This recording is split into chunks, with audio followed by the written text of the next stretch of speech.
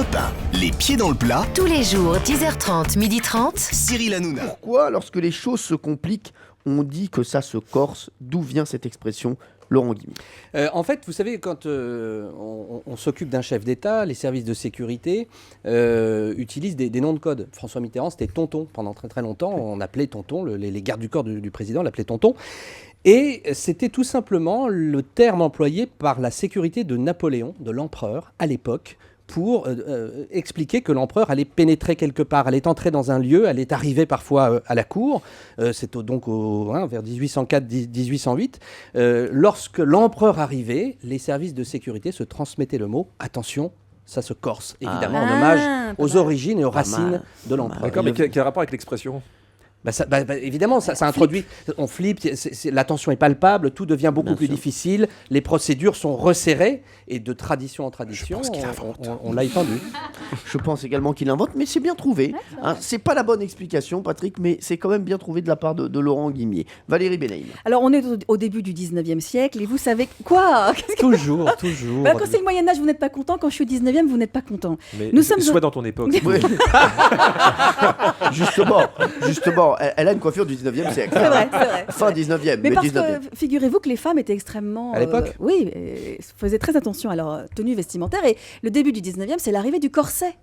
Et donc, à partir du moment où les femmes ont commencé à revêtir des corsets, ça devenait beaucoup plus compliqué. Les gestes étaient entravés, c'était beaucoup plus, beaucoup moins facile. Ça se serrait, ça se resserrait.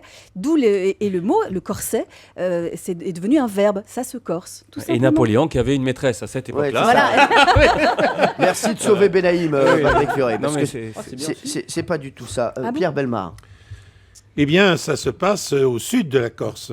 Oui. Ah. Et oui, le détroit de Bonifacio, c'était quelque chose de difficile à passer Les bouches. par mauvais temps.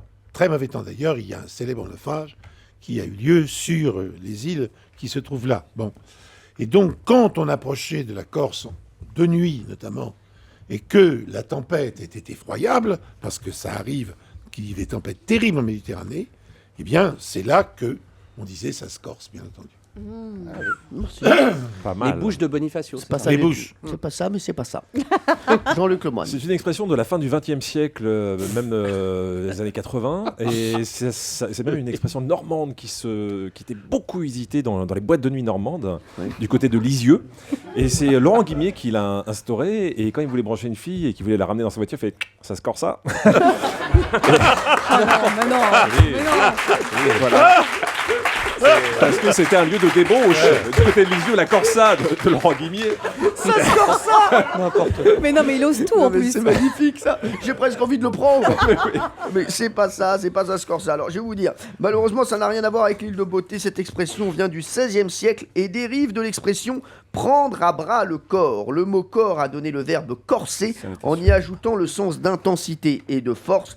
Une personne corsée était donc une personne corpulente et forte à la fois. Petit à petit, le terme corset s'est mis à être utilisé dans la nourriture pour qualifier un plat fort, intense et piquant, comme un vin ou un assaisonnement. Et c'est ainsi que lorsqu'on dit qu'une chose est d'une chose qu'elle se corse, c'est qu'elle devient plus forte, plus intense et par extension plus compliquée. Celui qui se rapprochait le plus de la bonne réponse et à qui je donne le point, c'est bien sûr Jean-Luc Lemoyne.